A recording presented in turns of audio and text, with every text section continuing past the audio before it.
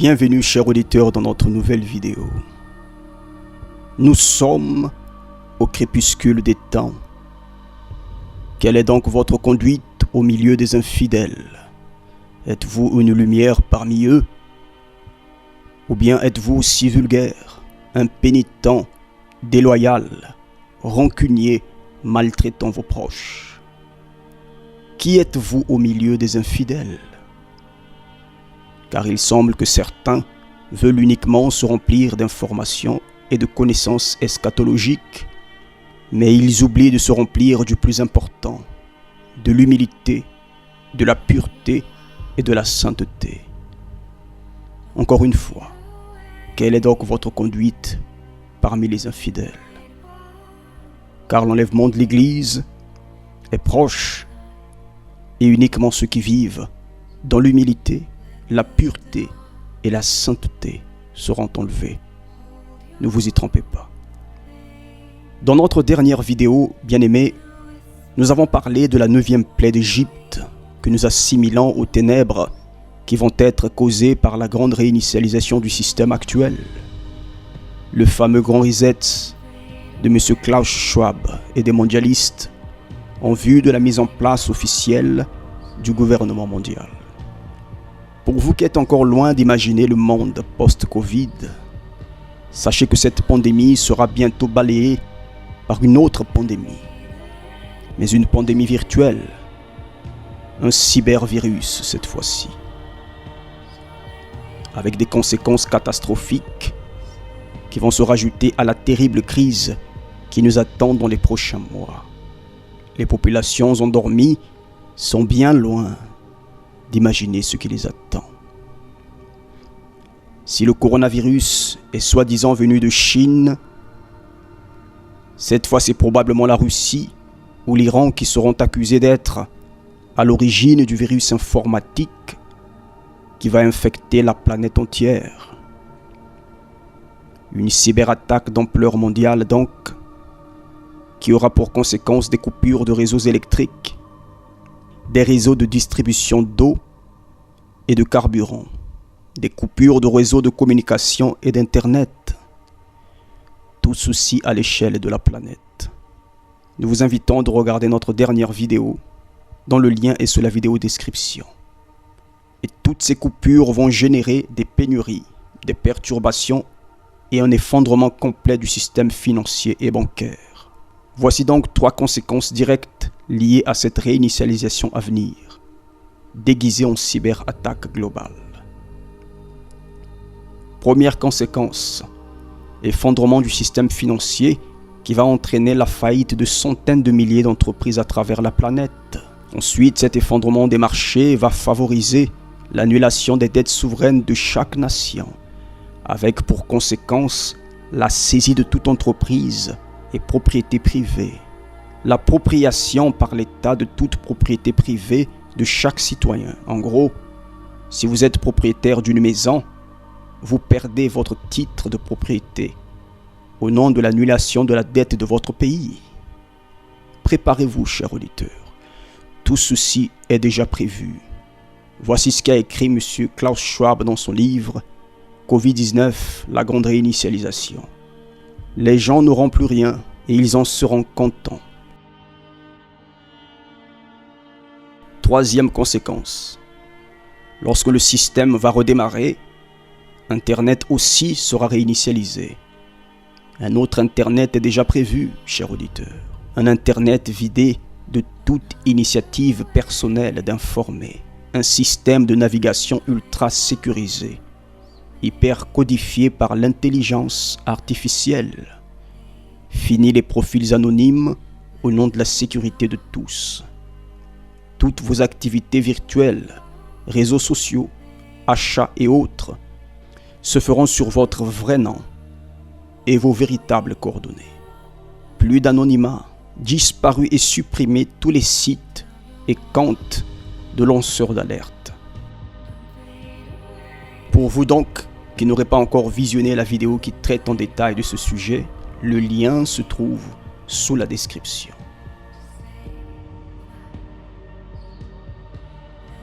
Voici maintenant la 10e plaie d'Égypte et l'enlèvement de l'Église.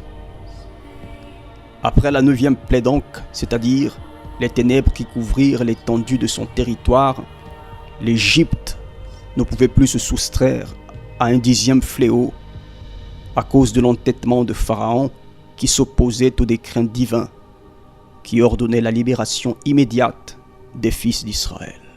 Les 3 jours d'épaisses ténèbres qui mirent à l'arrêt le pays d'Égypte n'étaient en rien comparables à ce qui se préparait.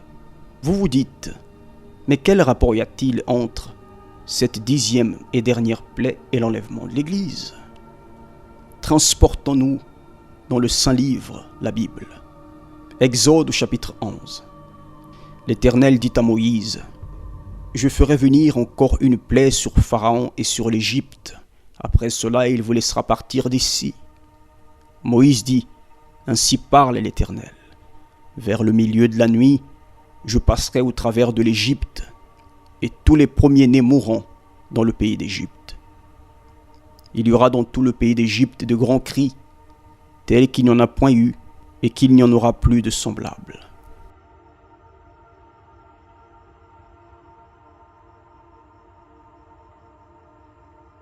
Car le Seigneur lui-même a un signal donné à la voix d'un archange et au son de la trompette de Dieu descendra du ciel et les morts en Christ ressusciteront premièrement. N'avez-vous rien remarqué de commun dans ces 2 textes, chers auditeurs? Après avoir dit à Moïse d'étendre sa main ou d'élever la verge pour les 9 premières plaies, voilà que pour cette 10e et dernière, Dieu va descendre pour intervenir directement et sceller la libération de son peuple, car le Seigneur lui-même descendra du ciel. Ainsi comme le Seigneur descendra du ciel pour enlever son Église, de même pour la 10e plaie, Dieu lui-même allait descendre en Égypte pour exercer l'ultime jugement. Or, ni l'Égypte ni Israël n'étaient assez sanctifiés pour recevoir la visite du Créateur. Ce qui voulait dire que pour la première fois, même les Hébreux étaient en danger. Des Hébreux pouvaient périr dans cette 10e et dernière plaie. Ce n'était plus par l'intermédiaire de Moïse. Dieu en personne allait descendre pour juger l'Égypte et mettre à genoux Pharaon avec ses dieux. Moïse n'intervient donc plus et Israël est en danger pour ce 10e fléau. Cette fois-ci, pour épargner son peuple, Dieu va se servir d'un être inattendu. Dieu ne se sert plus d'un prophète, puisque visiblement, à 9 reprises et après 9 calamités, envoyées sur l'Égypte, le peuple n'était toujours pas libre. Dieu dit donc à Moïse et à Aaron, « Parlez à toute l'assemblée d'Israël et dites, le 10e jour de ce mois, on prendra un agneau pour chaque famille, un agneau pour chaque maison.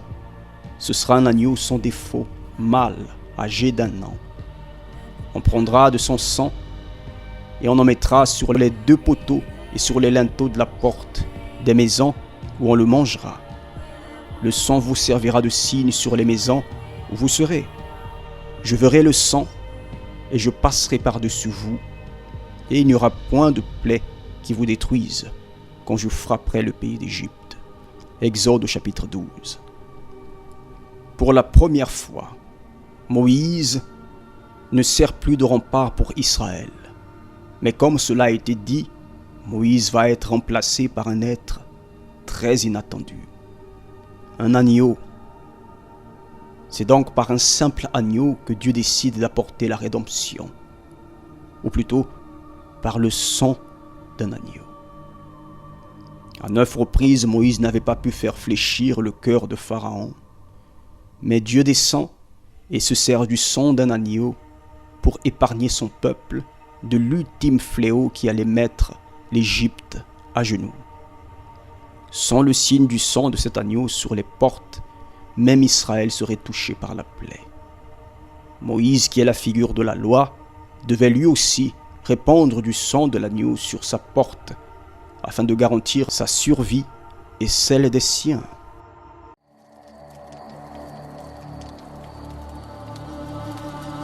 Quoi, qu'y a-t-il? Bientôt une dernière plaie s'abattra sur le pays. Dieu envoie l'ange de la mort. Tous les premiers-nés vont mourir. Non! Pas les nôtres. Pourquoi nous punirait-il? La mort vient pour nous tous. Pas nous! Non, personne ne te croit. Pourquoi nous? Non, pas nos enfants! Je ne peux pas le croire! Mes frères, nous pouvons échapper à la vengeance de Dieu. Mais nous devons lui obéir et faire exactement ce qu'il dit.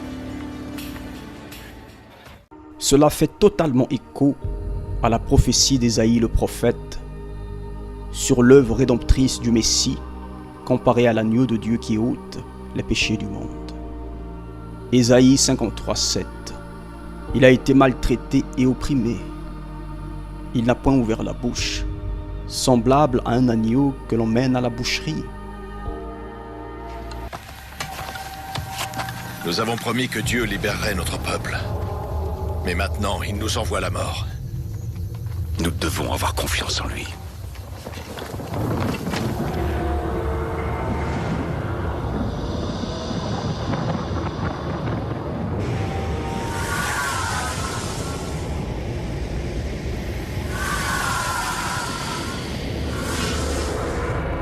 C'est pour bientôt.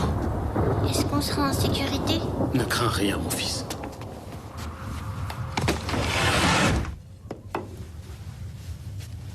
Dieu ait pitié.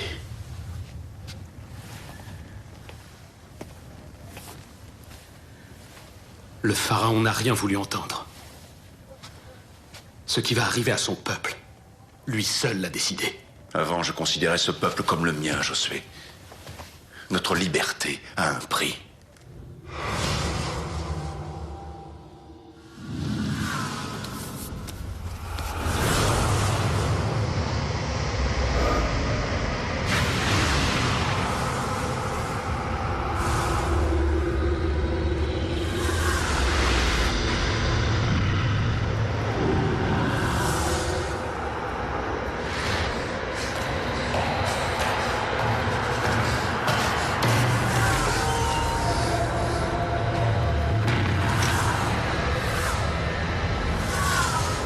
L'ange de la mort voit le sang sur chacune des maisons des enfants d'Israël et les épargne.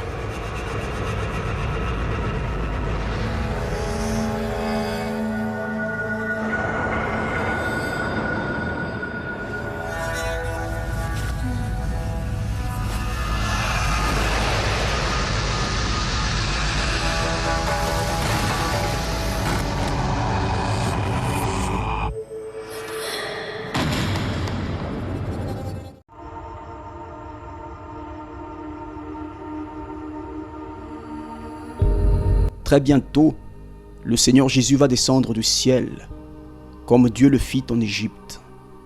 Et uniquement ceux qui sont couverts du sang de l'agneau seront enlevés de la terre. Mais le lien entre la 10e plaie d'Égypte et l'enlèvement de l'Église ne s'arrête pas uniquement à la descente de Dieu pour juger le monde et épargner les justes. Même les contextes s'apparentent extraordinairement, chers auditeurs. C'est merveilleux. Voilà ce qui s'est passé en Égypte et ce qui se passera le jour de l'enlèvement de l'Église. Au milieu de la nuit, l'Éternel frappa tous les premiers-nés dans le pays d'Égypte. Exode 12, 29. Dieu descend donc en Égypte au milieu de la nuit pour juger le pays et sauver Israël. Car ton Créateur est ton époux, l'Éternel des armées est son nom, et ton Rédempteur est le Saint d'Israël. Il se nomme Dieu de toute la terre. Voyez la révélation qu'Ésaïe donne à la relation que Dieu veut avec son peuple, car ton Créateur est ton époux. Ceci ne vous rappelle-t-il rien, cher auditeur? Au milieu de la nuit, on cria « Voici l'époux, allez à sa rencontre ». Matthieu 25, au verset 6. Voyez qu'en Égypte, Dieu descend au milieu de la nuit pour frapper les premiers-nés. Et c'est au milieu de la nuit que l'époux arrive, en Matthieu 25 au verset 6. Au milieu de la nuit. Dans les deux cas, Dieu descend au cœur de la nuit pour sceller le départ de ses élus. C'est extraordinaire. Mais vous vous dites, pourquoi le milieu de la nuit? Pourquoi en Égypte, c'est au milieu de la nuit que Dieu décide d'apporter la rédemption par le sang de l'agneau répandu sur les portes? Et pourquoi l'époux, en Matthieu 25, fait-il aussi son retour au cœur de la nuit? Cher auditeur, la nuit dans la Bible évoque souvent et toujours une période, une époque où les ténèbres de l'immoralité et l'obscurité spirituelle sont à leur paroxysme. Mais on peut aussi associer ce milieu de la nuit avec la situation actuelle. Le monde est devenu une poudrière dans tous les aspects, économiques, politiques, sociaux et climatiques. Une étincelle et tout peut exploser. Il ne reste que peu de temps, cher auditeur, pour que le Seigneur intervienne. Et la nuit est bien avancée. Regardez le monde autour de vous. D'ici peu, les choses vont s'empirer. Le crépuscule est tombé sur les familles, les mœurs, les relations humaines. Le monde est devenu fou. Lorsque Dieu frappe les premiers-nés égyptiens, la Bible dit que toutes les familles sont touchées. Et dans la même nuit, des cris d'effroi s'échappaient des maisons, et l'on entendit dans tout le pays d'Égypte des hurlements de terreur. Exode 12:30. Pharaon se leva de nuit, lui, tous ses serviteurs et tous les Égyptiens. Et il y eut de grands cris en Égypte, car il n'y avait point de maison où il n'y eût un mort. Ainsi va être le retour du Seigneur Jésus-Christ et l'enlèvement de l'Église.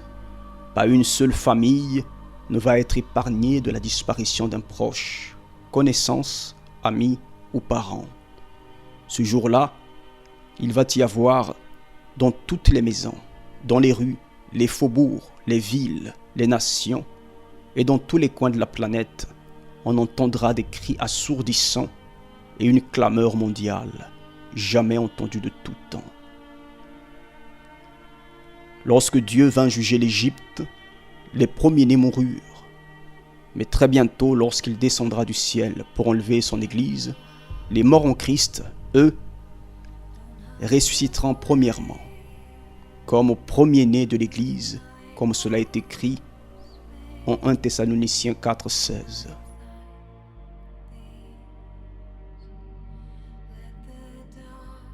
Notre prochaine vidéo, l'automne et les jugements divins. Abonnez-vous, chers auditeurs, à notre chaîne. Gardez les premiers mots de cette vidéo.